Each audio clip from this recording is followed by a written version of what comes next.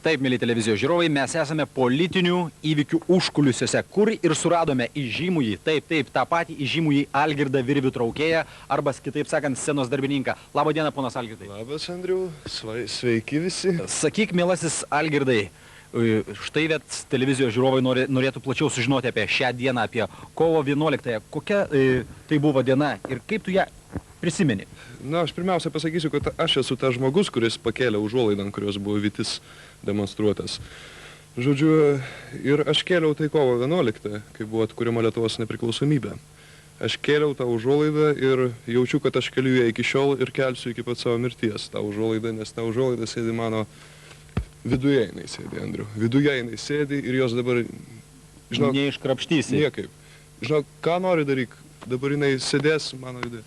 Tai vat aš pajutau tada, kai tą užuolaidą kėliau, kad aš gelbėjau skęstantį žmogų. O tas skęstantis žmogus buvo visa Lietuva. Tai praktiškai tu ją atkūrei nepriklausomybę. Aš atkūriau nepriklausomybę, o ne kas nors. Aš pakėliau tą užuolaidą ir aš atkūriau nepriklausomybę. Nu, kasgi dar galėjo ją atkurti? Geras. Geras. O aš tai nesuprantu. Aš po to gavau daug laiškų, labai daug. Rašė mums man tiksliau iš Palangos, iš Šventosios, ar iš Šventojos, nu nesvarbu. Ir rašė vienas laiškas, buvo iš Skrundos. Iš Skrundos latviškai parašytas, aš jo nesupratau visiškai. Supratau tik, kad Laidzijų Lietuva buvo parašyta. Žodžiu, žmonės konstatavo, nu, liaudiškai išmintis, jinai visada yra toleregiškesnė, tiesa. Taip. Žmonės suprato, tautos sąmonėje nepriklausomybės atstatytojas esu aš. Puiku. Algirdai, sakyk, o kaip po to susiklostė tavo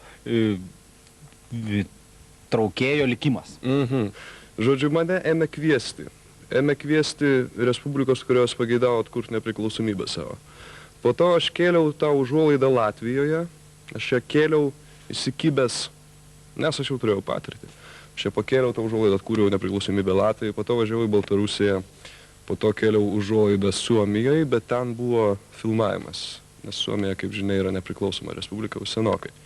Po to mane kvietė į Uzbekistaną, ten buvo ne užuolaida, dar nežinau kas, kažkoks tai tinklas, kažkokia nesąmonė, su rytietiškais ornamentais. Tinklas, didžiulis tinklas, pakėliau tą siaubas. Va, po to mane dabar kviečia į Moldaviją. Bet nežinia, Moldavija turbūt bus dviguba užuolaida, kadangi Moldavija ketina jungtis prie Rumunijos, tai tuo pačiu Rumunijai nepriklausomybę atstatysiu. Va, o kiti visi kvietimai jau išsiuntinėjau laiškus, atsakymus, kad tik tai už tam tikrus pinigus aš noriu tai daryti, kadangi jaučiuosi, kad esu profesionalas, turiu patirtį nepriklausomybę atstatymę. Va, nes mano gyvenimas yra virvės traukimas. Tad trauktų ją iki... Iki užtraukimo paskui. Geras. Štai. Gerai, trauksiu. Birutį trauk smarkiau. Gerai. Viso, sėkmės.